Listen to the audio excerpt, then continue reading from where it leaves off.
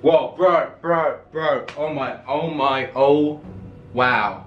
You've got to see Stranger Things Season 2. Oh, you see, someone just messaged me saying they want to see Stranger Things Season 2. But, Crispy, Yeah? I've been catching up on Doctor Who. Oh, I'm very proud of you, but I would recommend just stopping for just a second to go and watch Stranger. It takes like 10 hours max. But, Doctor Who? But Stranger Things Season 2! Dude, I told you, I'm catching up on Doctor Who! But Stranger Things Season 2! Doctor Who!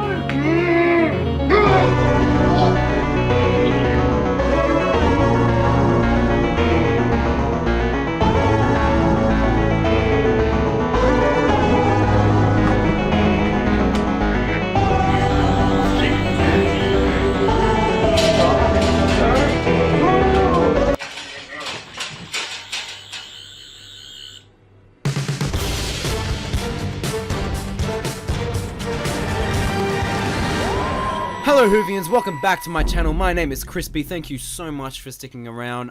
So today we are talking about something a little different. It's called Stranger Things. It's one of my absolute favorite shows at the moment. I'm up to I've got one episode left in season 2. So if you've seen it, don't spoil it for me, or else I'm gonna drink this cleaning detergent. No, I won't. That's horrible. Why would I do that? So Stranger Things is like fresh in my brain. So I was like, you know what? For this week's video, I'm gonna talk about Stranger Things in comparison to Doctor Who, and we'll just see if we find any parallels, any differences. We're just gonna do a sneaky little comparison. Let's go. Stranger Things versus Doctor Who. Just a disclaimer, this video probably won't be very good and very poorly structured, but anyway, let's get to it. Alrighty, so the first thing that's pretty obvious, Doctor Who and Stranger Things are both in the sci-fi genre, I guess you could say. They both have protagonists, you know, dealing with extraterrestrial beings. Both shows also have like a multitude of writers that contribute to the show. So for Stranger Things, you know, the main people, the showrunners, are the Duffer Brothers. They, you know, write and direct quite a lot of it, but they do have other people that come on board.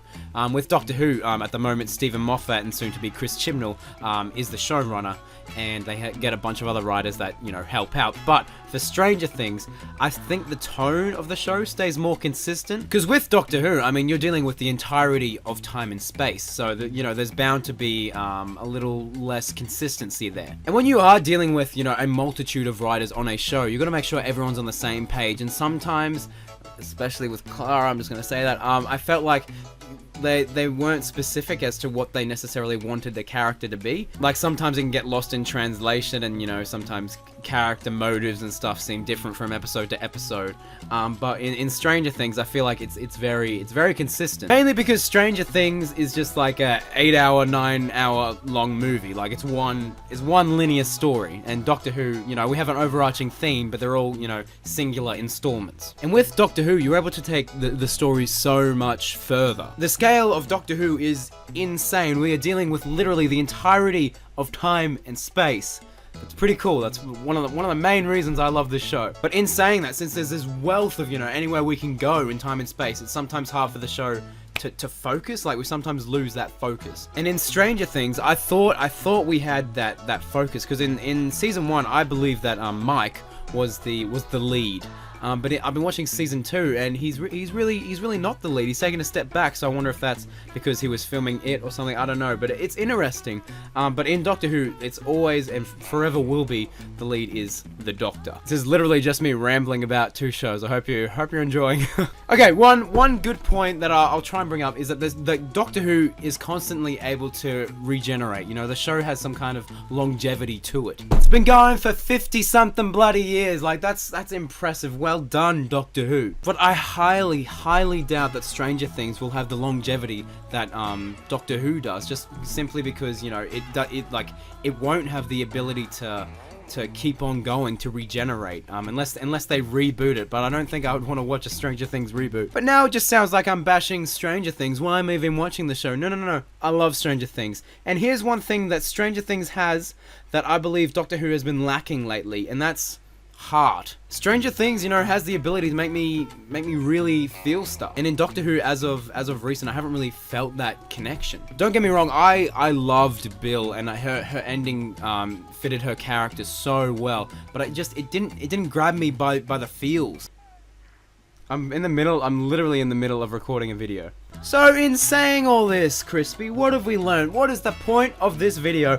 Well, let me tell you. Coming up next year, we have a 10-episode run written by Chris Chibnall, starring Ms. Jodie Whittaker as the Doctor.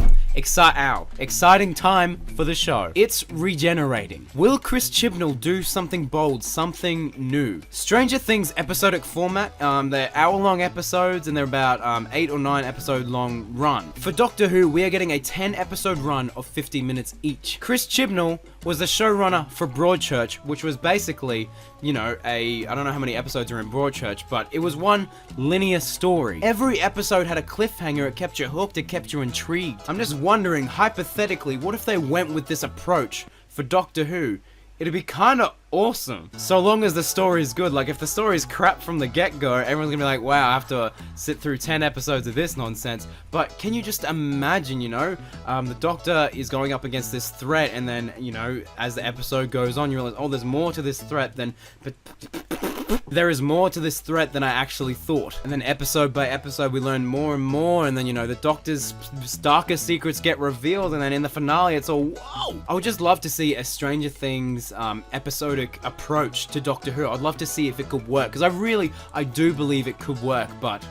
you know what? It's not in my hands. Not yet. Vote Crispy for showrunner. That's all I have to say. I hope this video was somewhat interesting. If it was, give me a like. Yes, let me know in the comments below. Have you watched Stranger Things? What did you think about it? Do you think that approach could work for Doctor Who? Yeah, let me know in the comments below. Please, like this video. Please subscribe if you have not already. Follow me on my Twitter and Instagram, and I will see you in the very next video. Alonzi! Hello, I'm the Doctor.